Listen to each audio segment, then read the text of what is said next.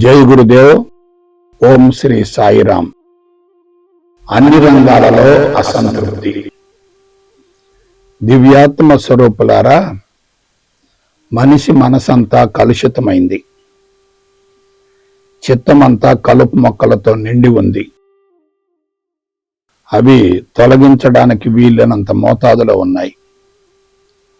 అందుకే ఒకరి ఉనికి మరొకరికి అసౌకర్యంగా మారింది.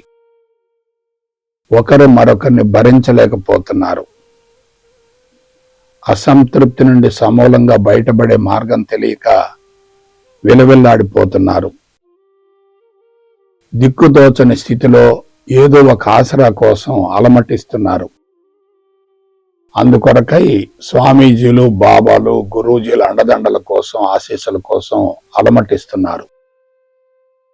వారితో దశాబ్దాల తరబడి కలిసి ఉండి శుశ్రూష చేసినా ఫలితం కనిపించటం లేదు.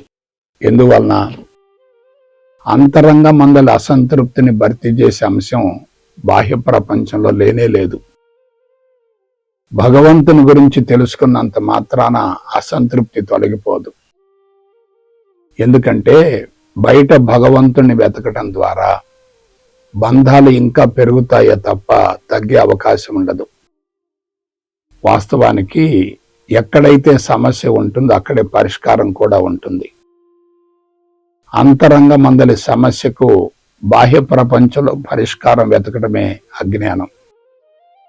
అంతరంగ మందే భగవంతుడు ఉన్నప్పుడు బాహ్య ప్రపంచంలో అన్వేషణ చేయడం అంటే అది అశాస్త్రీయతే కదా. శాస్త్రీయ విధానాల వలన ఫలితం రాకపోగా, అశాస్త్రీయ విధానాల వలన ఫలితం రాకపోగా సమస్య ఇంకా జటిలమయ్యే అవకాశం ఉంటుంది. అందుకే భగవంతుణ్ణి బయట వెతికే వారంతా బలహీనపడుతున్నారు. అంతరంగ మందల అసంతృప్తిని తొలగించుకొనలేకపోతున్నారు. కాబట్టి అంతర్ముఖ ప్రయాణమే అసంతృప్తిని దగ్ధం గావించే చక్కని రాచబాట అవుతుంది.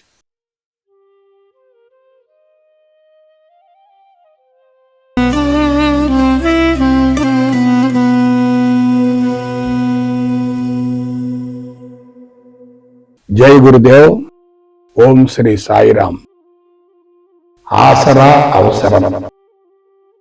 దివ్యాత్మ స్వరూపులారా, భూమండలంలో ప్రతి ప్రాణి స్వేచ్ఛను కోరుకుంటుంది. ఇతరుల మీద ఆధారపడాలని భావించదు.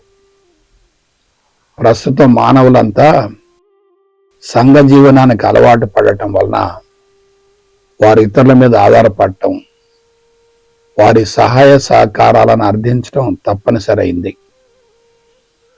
దానివల్ల మనిషి స్వతంత్రతను కోల్పోతున్నాడు, బానిసత్వాన్ని పెంచుకుంటున్నాడు.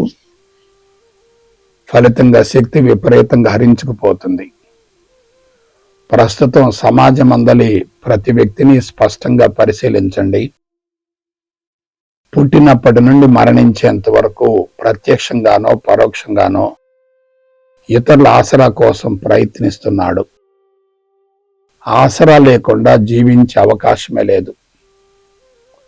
సంపూర్ణ స్వేచ్ఛను పొందే మోక్షాన్ని గురించి ప్రచారం చేసే ఆధ్యాత్మికవేత్తలు కూడా ఆసరా లేకుండా జీవించలేకపోతున్నారంటే మానవ జీవితం ఎంత దుర్భరంగా తయారైందో అంచనా వేయండి. అంటే మానవ వ్యవస్థే పూర్తిగా గాడి తప్పింది. అందువలన మనం సాంకేతిక పరమైన విధానాలను అనుసరించాలి. సహాయం, సహకారం, సామరస్యం, సమన్వయం, సహజీవనం వంటి ప్రకృతి సూత్రాలను పాటించాలి. ఇచ్చిపుచ్చుకునే ధోరణి వలన చెడు కర్మఫలం సంక్రమించే అవకాశం ఉండదు. ఒకరి మీద ఆధారపడి ఒకరి ఆసరా కోరుకోవడం అంటే అది బానిసత్వమే కదా. ప్రస్తుతం మానవ జాతిలో శరీరం పూర్తిగా బలహీనపడి అతి భయంకరమైన రుగ్మతలు సంభవించడానికి మూల కారణం ఇవ్వడం తక్కువ, స్వీకరించడం ఎక్కువ. అది ఎంత ప్రమాదకరమైన జీవన విధానమో ఆలోచించండి. కాబట్టి ఆసరాను వదిలివేసి ఇచ్చిపుచ్చుకునే ధోరణిలో జీవిస్తూ జీవితాన్ని సద్వినియోగపరచుకోగలగాలి.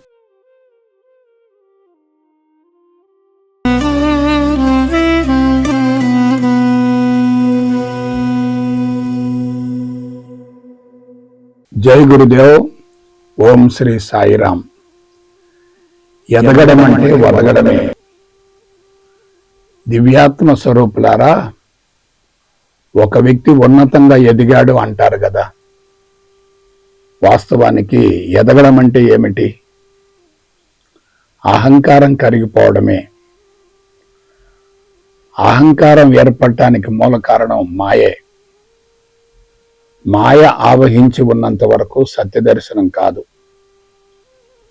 సత్యదర్శనం కావడం అంటే మాయ నుండి సమూలంగా బయటపడడమే. మాయ అంటే లేని దానిని సృష్టించుకోవడం, ఉన్న వాస్తవాన్ని గుర్తించలేకపోవడం. నేను ఏమీ కాను అనేది వాస్తవం, నేను ఫలానా అనుకోవడమే మాయ. మాయలో జీవించే వ్యక్తి నేను ఉన్నతం, నేను ప్రాముఖ్యం, నాకు అందరూ ప్రాధాన్యతనిచ్చి గౌరవించాలి, ఆదరించాలి అని ఆరాటపడుతూ ఉంటారు. ఇతరులను ఆకర్షించడం కోసం లేని దానిని ప్రదర్శిస్తూ వారిని మభ్యపెడుతుంటారు. అంటే అక్కడ తన ఉనికిని చాటుకోవటం జరుగుతుంది. అలాగాక నేను ఏమీ కాను అనే భావనతో జీవించే వ్యక్తి తన సహజత్వాన్ని గుర్తిస్తాడు. కాబట్టి కృంగిపోవడం, కోరుకోవడం, ప్రాముఖ్యం అనే అంశాలకు అవకాశమే ఉండదు. అందరిలో కలిసిపోతూ అందరినీ కలుపుకుంటూ ఉంటే శక్తి విపరీతంగా పెరుగుతుంది కదా. నేను ఉన్నతం అనుకుంటే శక్తి హరించుకుపోతుంది. మనమే శాశ్వతం కానప్పుడు మనకున్నది కూడా శాశ్వతం కాదు కదా. ఈ నగ్న సత్యం తెలియకనే అందరూ ప్రపంచాన్ని ఆకట్టుకోవడం కోసం, గుర్తింపు కోసం, కీర్తి ప్రతిష్టల కోసం ఆరాటపడుతూ అంతరాత్మకు విరుద్ధమైన జీవితాన్ని కొనసాగిస్తున్నారు. ప్రాధాన్యత లభించకపోతే తీవ్రంగా నిరాశ చెంది వ్యతిరేకతను సృష్టించుకుంటున్నారు. కాబట్టి ఎదగడం అంటే ఒదిగి ఉండటమే కదా.